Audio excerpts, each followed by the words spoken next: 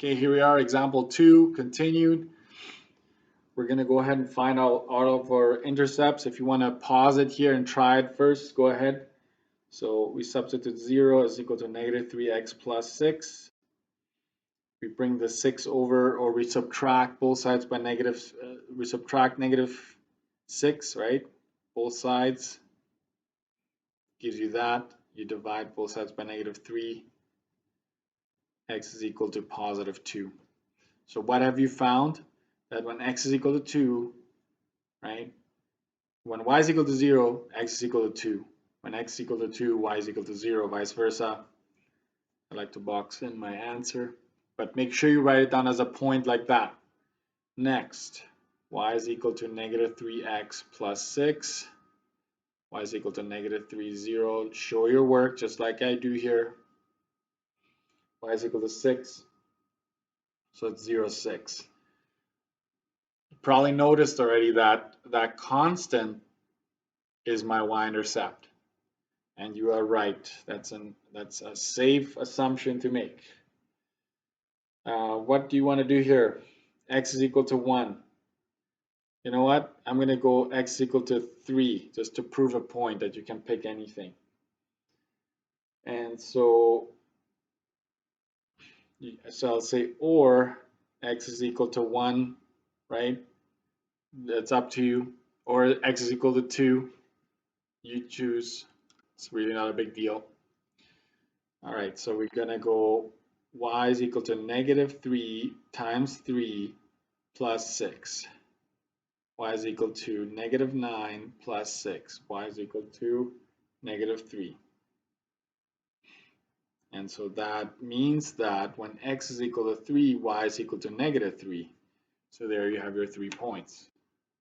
So let's go ahead and plot this. 2, 0 is right here.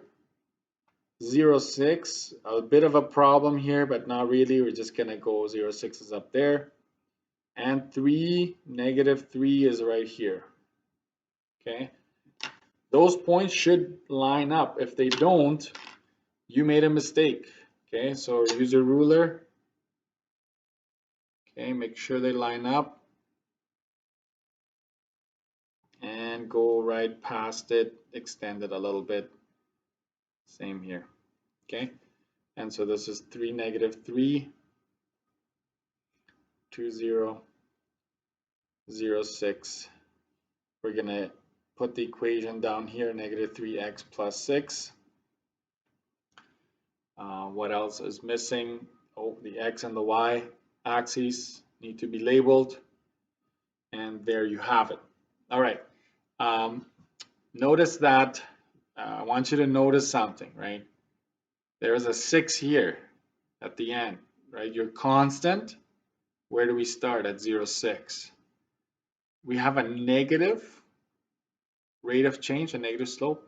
This line is pointing down from left to right. Let's go up once.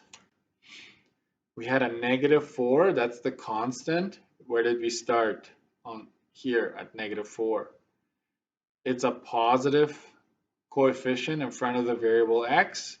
We're pointing up. So that's something worth observing, because that can help you catch yourself if you're making a mistake, right? Wait a minute, I have a negative there. I'm expecting this line to go down somehow, right? Doesn't matter if it's flat or if it's steep, but it should be going down. If it's positive, it should be going up, right? And so forth, right? Let's keep going. Next page. All right, so here, this section I call interpreting the intercepts. So those intercepts, the x and the y-intercept, that is, they're gonna have meaning attached to them, right? So when you have something like temperature and time, or if this is labeled with actual units and whatnot, then they mean something within the context, okay? It's not just x and y, right? So they mean something, all right? So a graph shows the following temperatures and a location over a 12-hour period. Find the vertical and the horizontal intercepts. What's the vertical intercept again? Well, it's when it crosses the y-axis. So this is the y-intercept. Okay, and the horizontal intercept is x-intercept. Okay, what do they represent? So the vertical intercept is located at, it's right here, right? So this is very important. We're going to highlight that there, right? That's very important. And I'm going to highlight the other one as well. This point here, that's another intercept right there. So those two are of interest to us.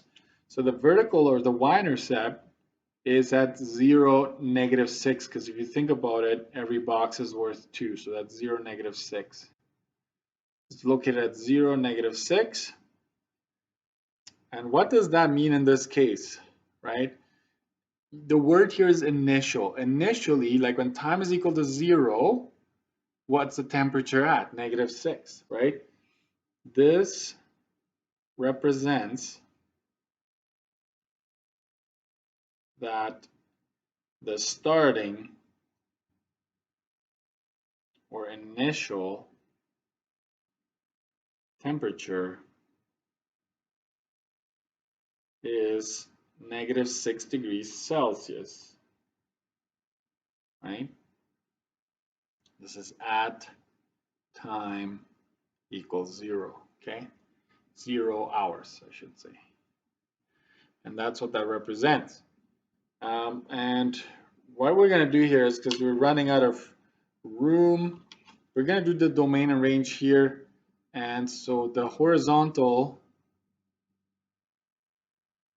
right, horizontal intercept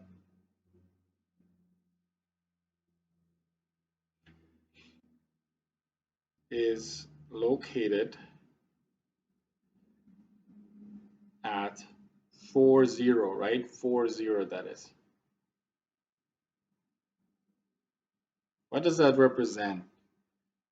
40 in this case. Well, that's time, that's temperature. Well, it means that after 4 hours, or at 4 hours, right, the temperature will be 0 degrees. That's what it means, because this is temperature and this, sorry, this is the time in hours and this is temperature.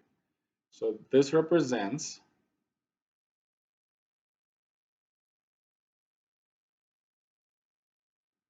that at time 4 hours, comma, the temperature is 0 degrees Celsius. Okay, that's what that represents. Sometimes it's very obvious, sometimes you have to think a little further as to what that represents. Okay, domain and range, state the domain and range. So my domain, if you think about it, you scan from, and it's closed, right? It has a start and an end. So it goes from 0 to 12. And we were told it's a 12-hour period. So 0 inclusive to 12 inclusive. And the range, I'm going to do the set notation in a bit. I want to get there as well. Range goes from -6 all the way to +12. So -6 to +12, and we can include that because they're closed dots on both ends.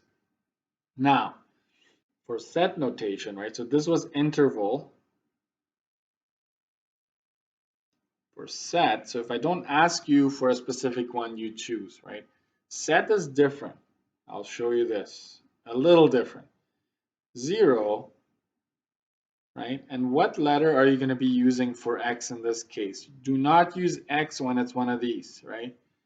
You have to use T for time or a variable that is related to the context. Okay, so don't use X and Y. And this would be -6 over there, and that would be, we could use Celsius, C, okay, and 12 like that. And I'm just going to make a note. Note, use T and C not X and Y. Okay, that's a big no. If it's context, all right? All right, so let's try. I think I'm gonna stop there and make another video for this.